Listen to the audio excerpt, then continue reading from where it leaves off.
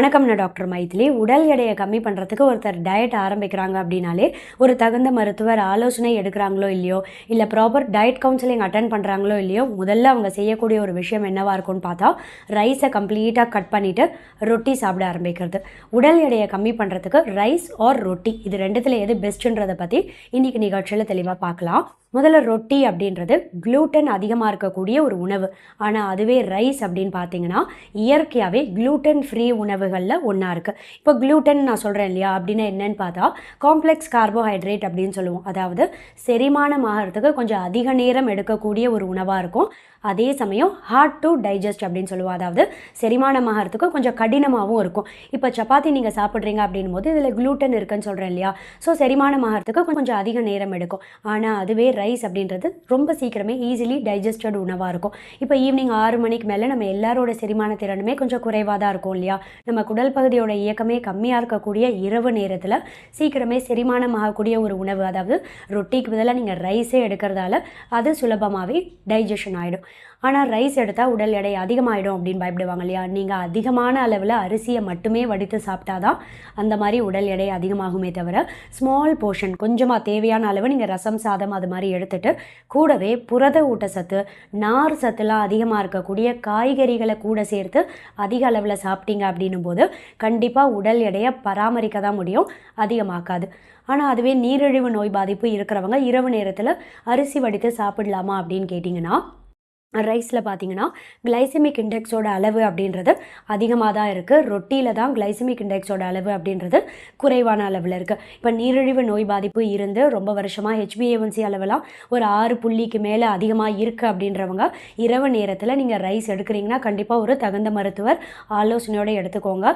ஆனால் அரிசி அப்படின்றது நீங்கள் சாதம் வடித்து சாப்பிட்றீங்கன்னும் போது ரொம்ப கம்மியான அளவில் ஸ்மால் போர்ஷன் நான் சொன்ன மாதிரி கொஞ்சம் ஒரு சின்ன கப் எடுத்துக்கலாம்.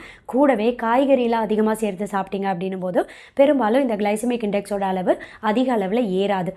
அடுத்து இந்த ஒயிட் ரைஸ் ரொட்டி இது ரெண்டுத்துக்குமான நியூட்ரியன்ட் வேல்யூ எவ்வளோ இருக்குன்னு பார்க்கலாம்.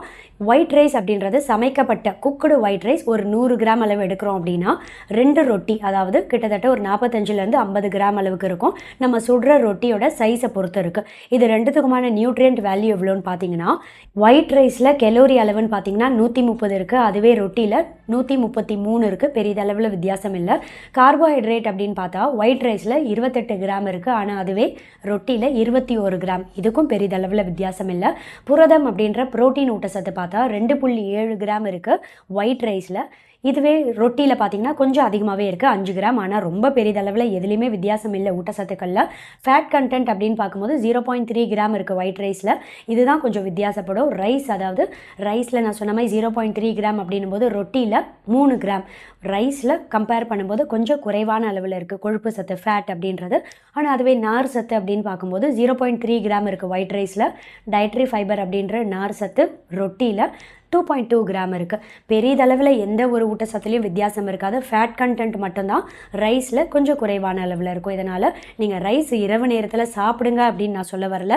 ஆனால் அதுக்காக சாப்பிட பயப்பட வேண்டாம். நீங்கள் இரவு நேரத்தில் தினமுமே கொஞ்சமாக ரைஸ் எடுத்துக்கிட்டு கூடவே தொடர்ச்சியாக தினமும் நீங்கள் நார் சத்தும் புரத ஊட்டச்சத்தும் அதிகமாக இருக்கக்கூடிய காய்கறிகளை சேர்த்து சாப்பிட்டுட்டே வரீங்க அப்படின்னா தினமும் கூட கொஞ்சமாக ஒரு ஸ்மால் போர்ஷன் ஒரு சின்ன கப் அளவு ரைஸ் இரவு நேரத்தில் நீங்கள் எடுத்துகிட்டே வரலாம். கம்பேர்டு டு ரொட்டியோட கம்பேர் பண்ணும்போது ரைஸ் கொஞ்சமாக தினமும் நீங்கள் சாப்பிட்டுட்டு கூட நார் சத்து அதிகமாக இருக்கக்கூடிய காய்கறிகளை சாப்பிட்டாலுமே உடல் எடை அதிகமாகாது.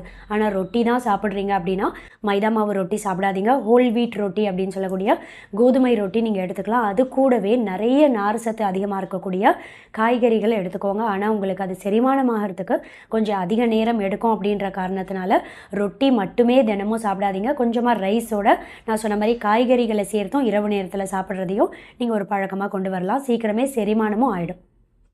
ஏற்கனவே தலைமுடி உதிர்வை சீக்கிரமே சரி பண்ணி தலைமுடி நல்லா அடர்த்தியாக வளரக்கூடிய கருஞ்சீரகம் ஹேர் ஆயில் நான் சேல்ஸை கொண்டு வந்தேன். ரெண்டாவதாக ஆதிசக்தி பெயின் கில்லர் ஆயில் அப்படின்ற உடல் வலி, எந்தவித எலும்பு வலி, கை கால் வலி, இடுப்பு வலி, மூட்டு வலி, தசை பிடிப்பு எல்லாத்தையும் சீக்கிரமே சரி பண்ணக்கூடிய ஆதிசக்தி பெயின் கில்லர் ஆயில் அப்படின்ற இந்த 2 ப்ராடக்ட்டையும் நான் சேல்ஸுக்கு கொண்டு வந்தேன்.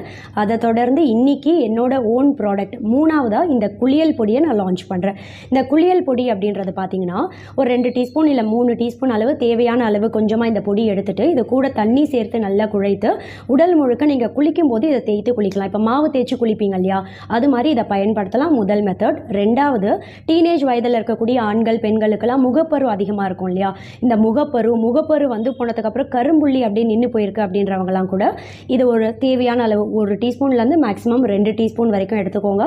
ரோஸ் வாட்டர் அப்படி இல்லைனா பால் சேர்த்து நல்லா குழைத்து முகத்தில் கழுத்துலலாம் ஃபேஸ் பேக் மாதிரி அப்ளை பண்ணலாம்.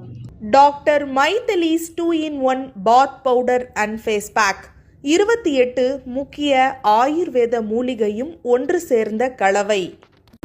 அதிமதுரம், வெட்டி வேறு, நன்னாரி வேறு, வேப்ப இலை, வேப்பம்பூ, ஆவாரம்பூ, மகிழம்பூ, செம்பருத்திப்பூ, பாசிப்பயிறு, கடலைப்பருப்பு, கஸ்தூரி மஞ்சள், பன்னீர் ரோஜா இதழ், கார்போக அரிசி, கோரைக்கிழங்கு, பூளாங்கிழங்கு, சந்தனம், முல்தானி மெட்டி, பாதாம் பொடி, எலும்பச்சை தோல், ஆரஞ்சு தோல், வசம்பு, வெந்தயம், கற்றாழை, துளசி இலை, குப்பமேனி இலை, கடுக்காய், நெல்லிக்காய், தாண்டிக்காய்.